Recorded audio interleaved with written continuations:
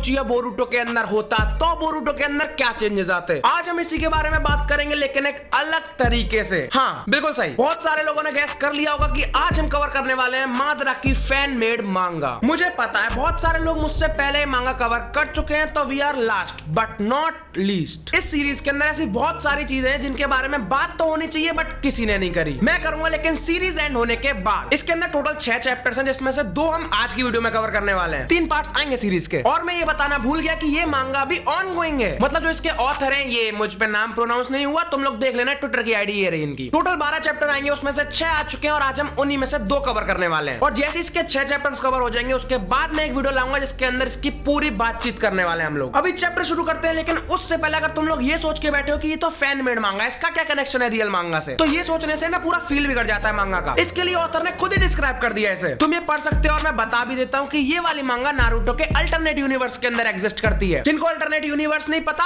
आसान भाषा के अंदर वो यूनिवर्स जिसके अंदर तुम एग्जिस्ट करते हो लेकिन तुम्हारी स्टोरी बिल्कुल अलग होगी। सेम ऐसे इसमें नारुतो के सारे कैरेक्टर हैं बट स्टोरी डिफरेंट है। बच्चे दूर रहो, तुम्हारे लिए ये वार्निंग। चैप्टर के स्टार्टिंग में हमें एक जेल दिखती है जिसके अंदर एक कैदी चैनों से बंधा हुआ है और वहां पर लिखा हुआ आता है, अंधेरे में ये रहस्यमयी चेहरा फिर से किस्मत को बदल देगा। The mysterious figure in the dark can change the course of faith once again. तुम सब समझ गए हो कि ये कौन है। इसके बाद हमें दिखाए जाते हैं होगोरोमो ओत्सुसुकी, जो कि उस कैदी के पास आए हैं। पहली बात तो उसे कैदी कहना बंद करते हैं, वो मादरा उचिया है। और वो उस कैदी से कहते हैं कि खतरे का समय आ चुका है, दुश्मन घात लगा के बैठा है। देखो बेसिकली ये स्टोरी शुरू हुई है बोरुटो के टाइम से, और होगोरोमो जिनकी बात कर रहे हैं वो है ओत्सुसुकी। मतलब इस यूनिवर्स के अंदर मादरा मरा नहीं 4th ग्रेट निंजा वॉर के बाद, वो यहाँ आके कैद हो गया। होगोरोमो कहते हैं कि इस बार हमें कठोर फैसले लेने पड़ेंगे, मुसीबत बहुत बड़ी है। देन वो मादरा से कहते हैं, क्या तुम अभी भी सो रहे हो? पूरी दुनिया को इटर्नल ड्रीम में डालने की कोशिश के बाद खुद सो रहे हो? It's time to wake up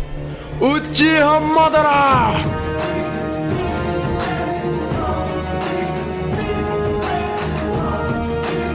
मादरा उठ जाता है और कहता है कि ओह, क्या मेरे सामने सेज ऑफ 6 पाथ है?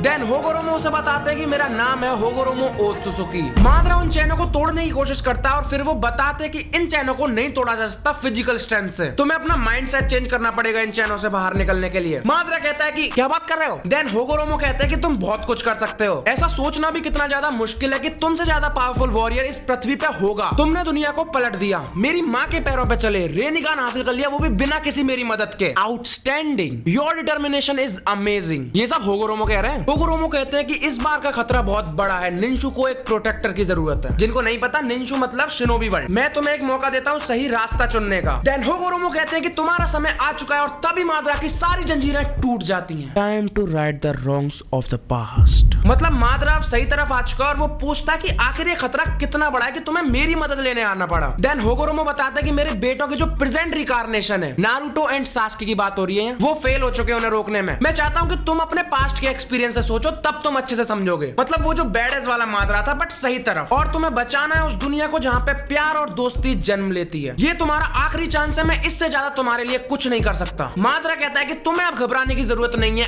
ओल्ड मैन, मुझे बस अपनी पावर्स और दो और मैं इस बार सच में बिना वॉर वाला वर्ल्ड बनाऊंगा। देन होगोरोमो कहते हैं कि this is your last answer, तो मुझे अपना हाथ दो, इस लड़ाई में ये तुम्हारी मदद करेगा। और फिर मादरा को मिल जाती है अशुरा एंड इंद्रा दोनों की पावर्स। इंद्रा और अशुरा दोनों की, मतलब इसको पूरी होगोरोमो यानी सेज ऑफ 6 पाथ की पावर मिल चुकी है इस टाइम। और फिर होगोरोमो की स्माइल, ओहो। सीन चेंज होता है और हमें सास्के दिखाया जाता है, जिसको एकदम से उसके रेनेगान के अंदर बहुत ज्यादा दर्द होता है और उसके रेनेगान से खून आने लगता है। सास्के सोचता है कि दिस फीलिंग, ये नहीं हो सकता, और वो जल्दबाजी में कहीं जाता है। यहाँ पे होता है अपना फर्स्ट चैप्टर खत्म, जिसके नीचे नोट लिखा है, Sasuke notice something, is something truly horrifying approach. Chapter 2 शुरू होता है जिसका नाम है रिटर्न, मतलब मादरा की वापसी। सिंपल सी बात है। और चैप्टर के स्टार्टिंग में ही हम देखते हैं कि मादरा मरा हुआ नहीं है, उसको एक लैब के अंदर डिब्बे के अंदर बंद कर रखा है, बड़ा वाला। उसकी एकदम से आंख खुलती है और वो सोचता है कि आई एम अलाइव, एंड वो एकदम बैड एज एंट्री मार के डिब्बा फाड़ के निकलता है। और उसके पहले शब्द क्या थे? उसके शरीर में खुजली हो रही है। एक बात पूछनी थी यार तुम लोगों से, जब लैब के अंदर किसी चीज पर रिसर्च करी जाती है तो वो पूरा नंगा होता है, ये इसने पैंट क्यों पहनी है? गलत मत समझना होए। मेरा सिंपल सा सवाल ये है कि किसी भी सीरीज के अंदर जब तुम्हें बॉडी दिखानी होती है कैरेक्टर की, तो उसको नंगा क्यों? मेरा सिंपल सा सवाल ये है कि जब सीरीज के अंदर किसी की पावर दिखानी होती है, बॉडी दिखानी होती है, तो सिर्फ ऊपर के कपड़े गायब क्यों किए जाते हैं? और कितनी भी खतरनाक आग हो उसमें से उनके पूरे कपड़े जल जाएंगे, बट ये नहीं जलेगा। मैंने इसके ऊपर रिसर्च करी और मुझे पता चला कि ये लोग पहनते हैं लक्स को जी, एक्स्ट्रा ड्यूरेबल। वापस चैप्टर पे आ जाते हैं। वो डब्बे में से निकलता है और देखता है ये कौन सी जगह है, वर्क टेबल। यहाँ पे जरूर कुछ इंपॉर्टेंट होगा। उस टेबल पे कुछ रिकॉर्ड्स एंड रिपोर्ट्स पड़ी थी और उनको देख के वो सोचता है यहाँ पे किसी ने मेरी बॉडी को प्रिजर्व करके रखा था। एंड देन हमें रिवील होता है कि वो रिपोर्ट्स थी ओत्सुजुकी क्लैन की। माद्रा सोचता है कि कागुया और उसके क्लैन के लोग वो खतरा है जिसके बारे में सेज बात कर रहे थे। देन उस टेबल के ऊपर जो स्क्रॉल पड़े थे उनको वो पढ़ता है खोल के, और उनके अंदर लिखा था ओत्सुजुकी क्लैन के बारे में। वो उनको पढ़ता और कहता है कि इनकी पावर लेवल एक अलग लेवल पे है। इसमें कोई आश्चर्य नहीं है कि मेरा रिजरेक्शन एक इमरजेंसी मेजर था। माद्रा सोचता है कि इसको इकट्ठा करने के पीछे आखिर है कौन, और अगर कोई ऐसी बात है तो मुझे यहाँ से जल्दी निकलना होगा। इतनी देर में वहां पे कोई आ जाता है जिसने डॉक्टर जैसा कोट पहना था, शायद वो साइंटिस्ट था, और वो कहता है कि ये आवाज कैसी है, और वो जैसे ही देखता है उस तरफ एंड देखो वो लिखा क्या है, is this a joke, am I dreaming, no no no wait. And उसको देखने के बाद माद्रा का डायलॉग, व्हाट द फक।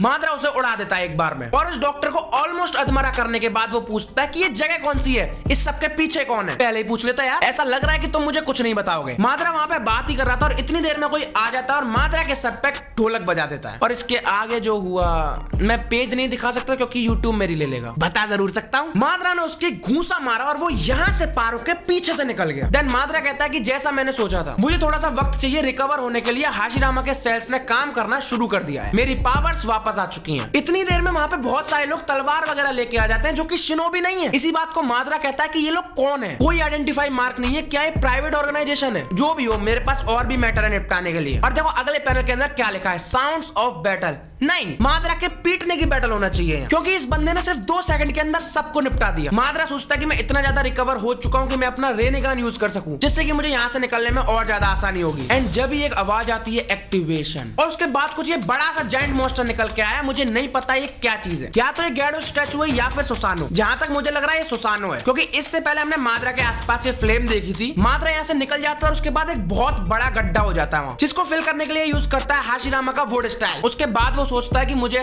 कोई भी चक्रा सेंस नहीं हो रहा है जिसके बारे में सेज ने मुझे बताया था। इसका मतलब है मेरे पास रिकवर होने के लिए और भी समय है। सीन चेंज होता है और हमें अगले डायमेंशन में दिखाया जाता है, वही ओत्सुजुकी वाला डायमेंशन जिसके अंदर Naruto and Sasuke versus Isshiki हुआ था। It's time for me to go to the earth. और कोई वहां से जाता हुआ दिखता है डायमेंशन पोर्टल यूज करके, जो कागुया यूज करती थी। एंड में लिखा आता है the enemy makes there move, how the shinobi world will respond. दोनों चैप्टर यहीं पे खत्म होते हैं, यानी कि एक पार्ट हमारी सीरीज का खत्म हो गया। अभी 2 पार्ट बचे हैं चैप्टर निपटाने के लिए, उसके बाद हम इसकी हिडन डिटेल्स के ऊपर बात करेंगे। वीडियो पसंद आई हो तो दबा देना लाइक एंड सब्सक्राइब बटन।